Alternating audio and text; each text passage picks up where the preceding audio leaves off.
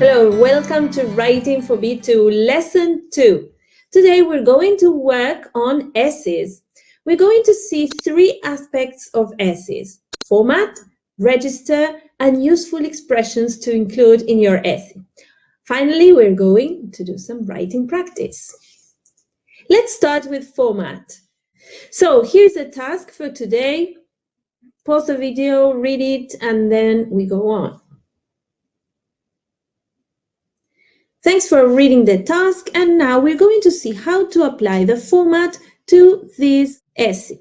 So our format will have 5 paragraphs. It's very important to divide our writing into paragraphs. At this level, this is completely obvious, and we're going to have an introduction and a conclusion, our paragraph number 1 and our paragraph number 5.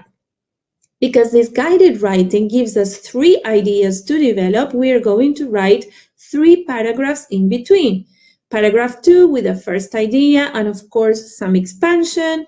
Paragraph 3 with the second idea, of course with some following examples or opinions. And paragraph 4 with our third idea.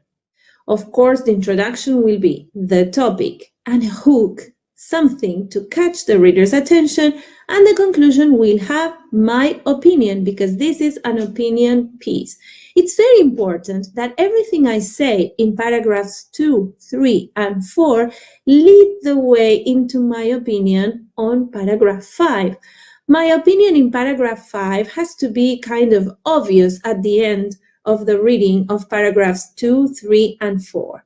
I can't write an opinion which is absolutely contrary to what we said in paragraphs 2, 3, or 4, or which is not related to what I said in paragraphs 2, 3, and 4. So it's very important as I organize a format that when I think of my ideas, I guide the reader through paragraphs 2, 3, and 4 into my opinion in paragraph 5.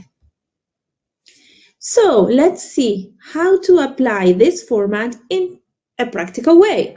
So paragraph number 1 introduces the topic. So nowadays educators are realizing it's important to teach some other skills. And then I use the hook, this question at the end of the first paragraph. Can you see? This question catches the reader's attention. So could cooking be one of these new additions to school subjects? So is there a possibility? Then, because we have already asked this question, the reader will be willing to go on watching what we have written in paragraphs 2, 3, and 4 in order to find out our opinion in paragraph 5. Our second idea had to do with health. So I'm introducing the fact that if students learn about nutrition, then they will have a healthy lifestyle. Look at the way I have ordered the sentences in the paragraphs, the linker at the very beginning, and then one sentence which follows from the other. Paragraph number 3 has the same structure, so we start with a linker. We say that this can provide the teenagers with a tool for work, and then we give some examples. So they can find a summer job, they can work at a college cafeteria, this is an open door. In paragraph 4, I have decided to speak about the fact that cooking could be relaxing, could be nice to study in the middle of the day or in between other subjects which are more academic. So same thing, I use a linker, I introduce a topic, and I give a consequence or an opinion or something related to it to expand. Notice that the paragraphs are not very long. They are 2 or 3 sentences long. Finally, I give my conclusion, and in my conclusion, I express my opinion. Cooking should be included in school curriculums. Notice that I don't repeat the same sentence that I have in the paper, in the exam task. I just say it in other words, and I paraphrase it. Now, let's turn on to point number 2, which is register. Essays are formal. Register has to do with either being formal, semi-formal, or informal. Essays are always formal, absolutely formal, and never informal. What are the characteristics of a formal piece? First of all, we use formal vocabulary and expressions. Second, we use linkers for our ideas, and we use formal linkers as well. Number 3 has to do with contractions. We do not use contractions in formal pieces. Remember, this is very, very important. Points 4 and 5 have to do with the fact that essays are general. You are giving your opinion on general pieces. You have an objective tone. Even though you give your opinion at the end of the essay, your tone is very general. You're not going into very particular personal details. And we'll see this into practice in our next slide. So let's take a look at how this is applied into practice. Look at the green words that are underlined. These are just some examples from the first paragraph of how we use formal vocabulary. Educators, generation, teachers, and many others all along the essay. Linkers, look at the ones underlined in red. First of all, this means. Secondly, apart from this, due to this, and there are others. In the third place, we see that there are no contractions. Look at the words that are underlined in blue. It is, would love. So this is something very important to take into account. Finally, in yellow, we can see that I'm not mentioning you or me, but I'm speaking in general. So first of all, whenever a person learns to cook, can you see the first phrase underlined in yellow? Or secondly, these skills can provide young teenagers with tools. So I'm speaking in general. I'm being completely an observer of the situation, and then I'm giving my opinion. Which expressions can we use for an essay? There are a lot of very useful expressions that you can include in your essay. For the introduction, you will be explaining a situation, a problem, the topic that you have been discussing with your teacher and that you're going to write about. So you can introduce it with nowadays, in the last few years, in the last few decades.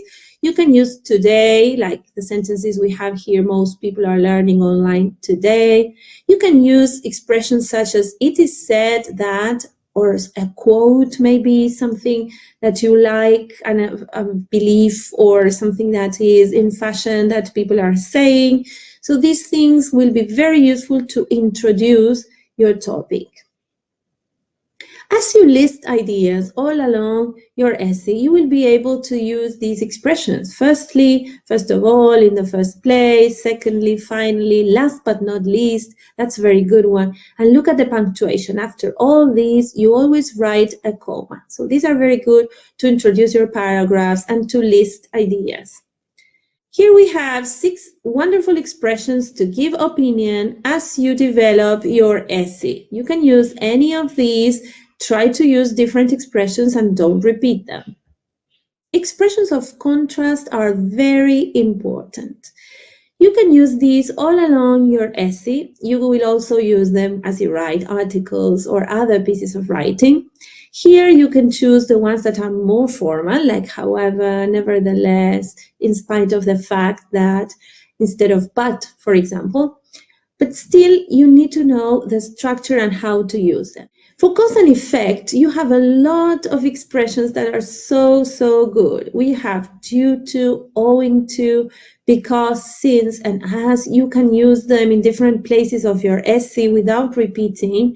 Then you have therefore, which is the more formal way to express what you express by saying. So, consequently, as a result, for this reason, that is why all these are wonderful expressions that you can include in your essay.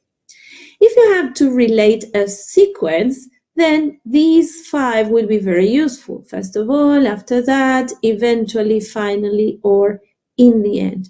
You can read the example on the screen to see how it is used. Expressions of addition are always used, and these are not only useful for essays, you will also use them in other types of writing, because sometimes we need to add ideas. As we are expressing an opinion or building an opinion, we have different things that we want to say. So to add these ideas to our writing, we use besides, apart from that, furthermore, moreover, what is more, in addition, and so on.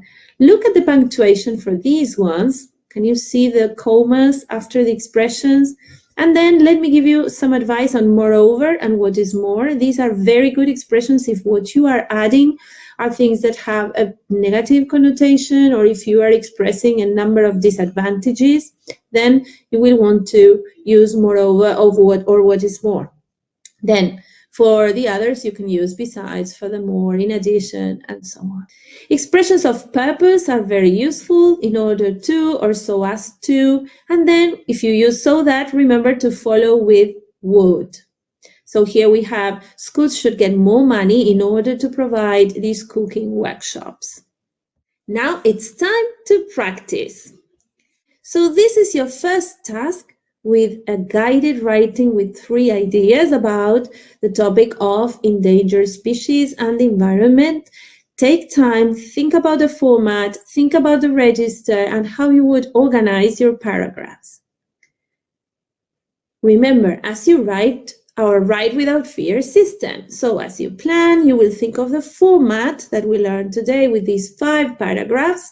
As you produce, you will think of the register with the formal linkers, with no contractions, with formal vocabulary, and then you will also use the expressions that we learned today.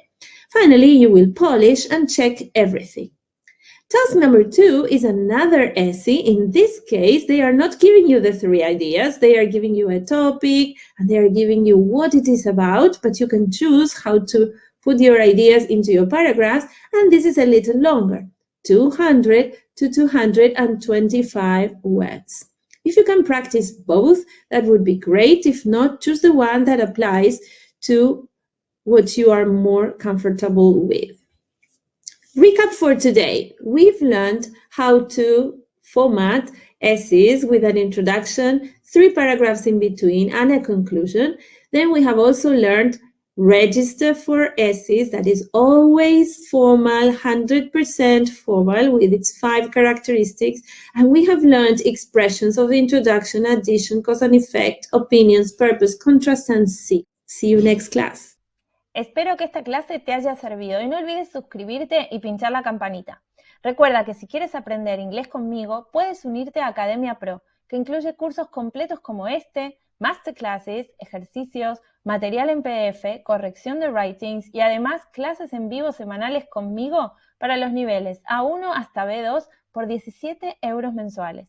Es decir, con estos 17 € tienes acceso a todo: cursos pregrabados, clases en vivo por nivel semanalmente conmigo y corrección de writings de manera personalizada.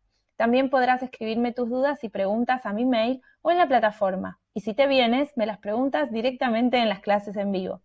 Cada clase tiene su PDF que te puedes descargar o ejercicios para que puedas practicar lo aprendido. Podrás encontrar todo lo que necesitas para aprender inglés. Si te quieres informar, tienes aquí debajo en la descripción del vídeo el enlace. Y no olvides de seguirme en Instagram, donde todas las semanas doy tips y recursos para mejorar tu inglés. Mientras tanto, sigue disfrutando de estos materiales gratuitos que iré subiendo en YouTube. Bye for now!